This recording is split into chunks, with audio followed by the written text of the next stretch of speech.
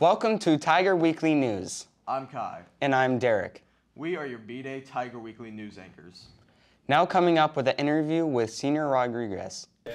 Hello, my name is Kai. I'm here with Mr. Rodriguez, Senor Rodriguez.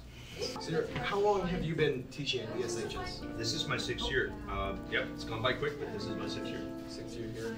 I know you were in the military, right? Army? I was in the Army. I was an Army officer. Started off as an enlisted man, and I finished as an Army officer in the rank of corporal. How many years were you in the Army? 30 years. I was in the Army 30 years sometimes. It goes by too quick, and I think, I could really be in the Army. I never forget I was in it for 30 years. And then after the Army, you went and taught at West Point, right? Well, actually, I taught at West Point while I was in the Army. I was selected by United States Army. I went to graduate school in University of Texas, and then I taught at West Point for 3 years. Those were 3 active duty years that I served, but I taught the cadets at West Point Spanish. What about your life led you to join the military? Great question. My brother joined before I did, and I had already gotten a University of Texas at Austin scholarship. And I joined because I think my brother influenced me. I only have one brother. He's a year and a half older than I am, and he's a big influence on my life even to this day. So when he joined, I considered it because I've always honored and respected my brother. Has anything you've done at West Point or in the Army affected your life today, like continuously? Well, yeah, I think that time at West Point helped me understand that, you know, young people need guidance, need education, need some sort of direction. And at West Point, you see all the cadets that show up there. That's the cream of the crop of the United States. I was always intrigued as to how the kids at West Point get together at West Point, because I never taught at high school level. So after I retired, my wife is an educator too, so I thought, well, I can still continue to serve the nation by being a high school teacher. So I got my alternative certification to be a high school teacher, Spanish, because I lived and worked in 52 different countries, all the Spanish-speaking countries in Central South America and the Caribbean. And I knew Dripping Springs, and I still know to this date this is the place I belong. What led you to go here? Why Drip? Well, to tell you the truth, like I said, this is the place I belong, I think. And when I was applying to different schools, I saw the Dripping Springs High School drum line. That's not that drum line, the lip song, the lip sync, right? I saw the lip sync for that year, and I said, wow, that's an interesting school. I think I need to be there, right? A lot of spirit, a lot of different motivated clubs, a lot of inclusiveness, participation.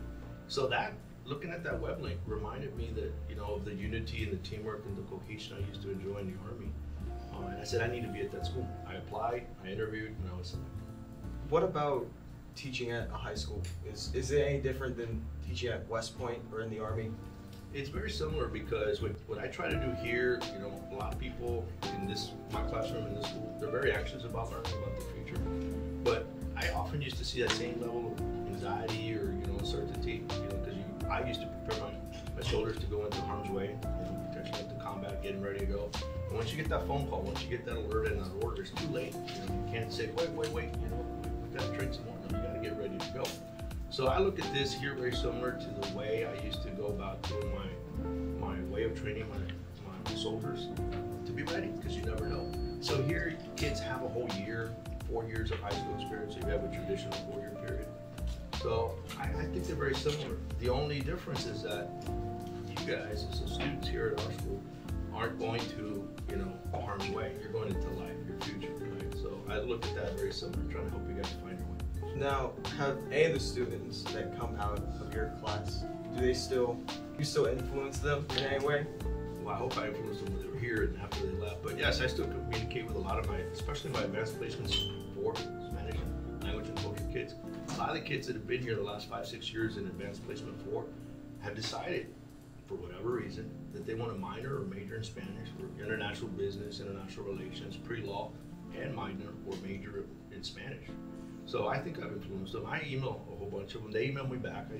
I answer the email. If you email me back, whether you're at, you know, Kenyon College in Ohio or, you know, at LSU, Louisiana State University, wherever you may be, I'll email you back, because there's something that must have happened correctly, a bond, you know, some sort of, you know, trust or confidence. A lot of my kids tell me that they have a lot more confidence after my class. So yeah, I'll always keep in touch. I even still have soldiers that email me. So you believe you create a special bond with your students? Well, I think so. You think so? But it's not really up to me, it's up to them. Well, I believe everyone here is very happy that you're here at DSHS with us. So, thank you. You're one of my students too? Yes, that's true, I am. Well, thank you for this interview. It's been wonderful having you. Absolutely wonderful. We're very lucky to have a teacher like him at our school with us today. Now on to a quick commercial break. Ho ho ho! Merry Christmas and rest in peace, Jonathan, who died from our latest product. Have things not gone the right way in your life? Well, don't worry anymore, because with our latest invention, now they always will. We've all had that one person that you've hated, but you can't do anything about because they never did anything wrong. Well, now you can fabricate. SpongeBob, have you ever committed any crimes in your lifetime? No, I have never committed any crime. How about now, SpongeBob? Yes, I've killed 5 people in a drunken...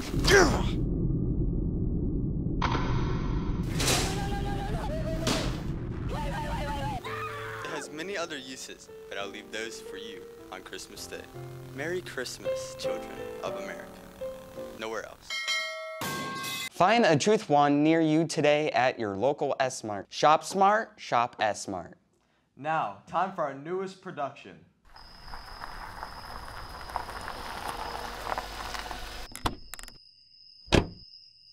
Hey, who are you? Get lost. My name is Skylar White, yo. My husband is Walter White, yo. Yeah, he told me everything. You were escaping a DA raid of your meth lab when Walt saw you. Some luck you were next door when they got there. Yo, I didn't do none of that, yo. You better not tell nobody, alright, lady? Now get off my driveway. Look, I won't tell anybody, but only if you work with me. You know, the meth, and I know how to turn your blood money into real cash. Yeah, money laundering. We had it all. We had Frank, we had a lab, and we had love. Where were you?